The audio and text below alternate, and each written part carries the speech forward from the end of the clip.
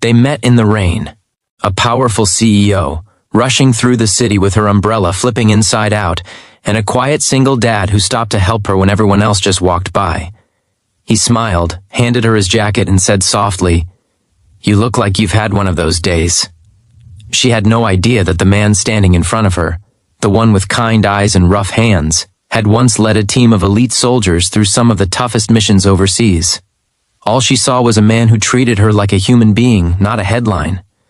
But what began as an act of kindness that rainy morning would soon turn into a story that changed both their lives, and the lives of everyone around them.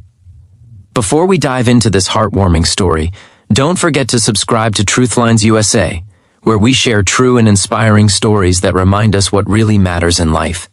Hit the like button if you believe kindness can change the world, and drop a comment below telling us the kindest thing someone has ever done for you. Alright, let's begin. Her name was Claire Donovan, a 38-year-old CEO of one of the fastest-growing tech startups in Chicago. To the outside world, she had it all: success, power, respect. But behind closed doors, she lived on black coffee, 3 hours of sleep, and the pressure of running a company that demanded her soul every single day.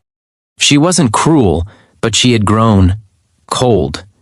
Years in boardrooms and endless deadlines had taught her that kindness often looked like weakness, until that morning. Her car had broken down on the way to a meeting that could make or break her company. The rain was coming down sideways, and the cab she called never showed. Her expensive heels splashed through puddles as she tried to flag someone down. People passed without a glance. Then she heard a voice. "Hey, you okay there?" She turned to see a man holding a small umbrella, his jeans soaked, a little girl clutching his hand. "I'm fine," Claire snapped, embarrassed. "Just bad luck." "Today." The man smiled gently. "Well, luck can turn around quick if you let it." He handed her his umbrella, despite being drenched himself. His daughter, maybe 6 years old, offered her a lopsided grin. "Daddy says sharing is how you make sunshine." Something about that line, so innocent, so pure, cut straight through Claire's exhaustion. They exchanged a few words. He introduced himself as Luke Barrett. He worked maintenance at a nearby community center and was on his way to drop his daughter off at school before his shift. When she thanked him, he simply said, "It's nothing. People helped me when I needed it." Then he jogged off into the rain, no expectation of anything in return. But Claire couldn't shake the moment. That night, in her penthouse overlooking the glittering skyline, she kept thinking about the man and his daughter, how they'd smiled through the storm, how kindness had felt like a lifeline when she least expected it. A week later, fate crossed their paths again. Her company had decided to sponsor a renovation project for a local community center, the same one Luke worked at. When she arrived for the photo op, clipboard in hand, there he was again, repairing a broken basketball hoop. He saw her, smiled like they were old friends, and said, "Guess luck turned around after all." Something about his grounded presence, calm, humble, sincere, made her want to stay longer than she needed to. As they talked, she learned he was a single dad. His wife, a nurse, had died 5 years earlier in a car accident. He'd left the military shortly after, taking any job he could to stay close to his daughter, Emma. He didn't mention the special forces. Not once. He only spoke about community, about helping others, about how a little kindness keeps the world spinning. Claire started visiting the center more often, not because of the press, but because she wanted to feel that peace again.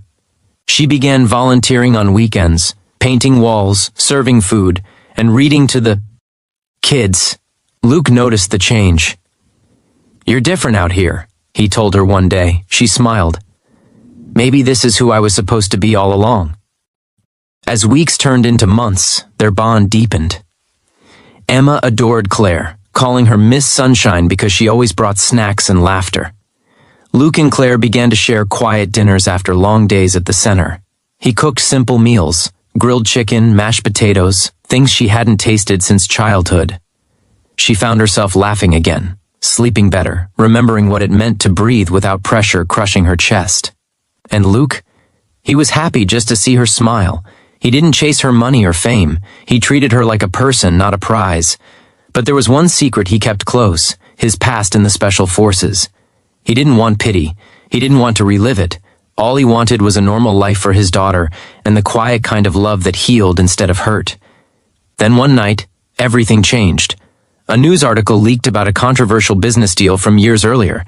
Claire's company was accused, falsely, of unethical practices.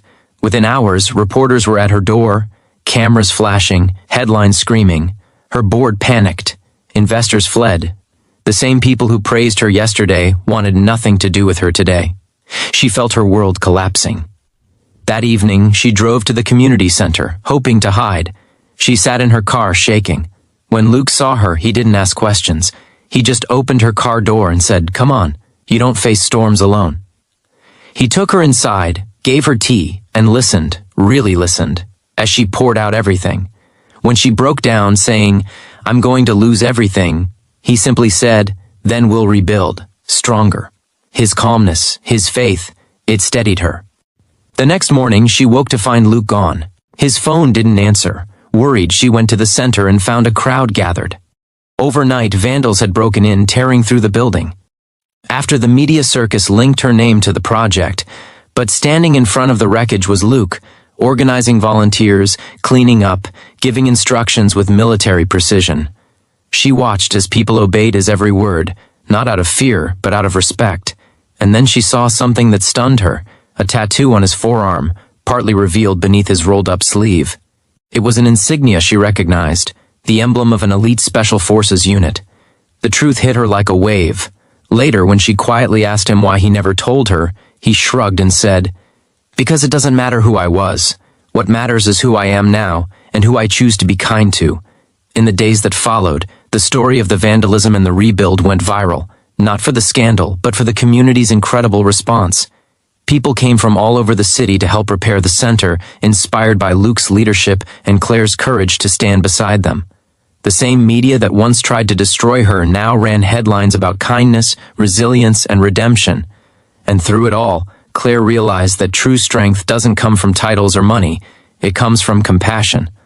Months later, standing in front of the newly reopened community center, she turned to Luke and said, "You've changed how I see the world." He smiled softly. "No, Claire, you just remembered who you were before the world told you to forget." That was the moment she knew. She didn't just want to rebuild her company, she wanted to rebuild her life, with him and little Emma in it. A year later, under the same kind of soft rain that once brought them together, they said their vows in a small garden surrounded by friends from the community center. Claire wore a simple dress, and Emma scattered flower petals down the aisle, giggling the whole way. When it was time for Luke to speak, he said, "I've led men through darkness, but it was kindness that brought me back to the light. Claire, you reminded me that love isn't about fixing someone. It's about seeing them clearly, even in the storm." And she replied, tears in her eyes, "You showed me that kindness isn't weakness. It's the strongest force on earth." The crowd applauded. The rain turned to sunlight, and the city that once tore them down now celebrated their love story. Because in the end, kindness didn't just change two lives. It healed a community, restored faith, and reminded everyone watching that small acts can lead to miracles. So wherever you are, whoever you are, remember this. Kindness is never wasted. It might look small today, a shared umbrella, a gentle word, a helping hand, but it can echo through hearts and lifetimes. Thanks for watching this story on Truthlines USA. If it touched your heart, share it with someone who needs a reminder that goodness still exists. And never forget, sometimes, the strongest people you'll ever meet are the ones who lead with kindness.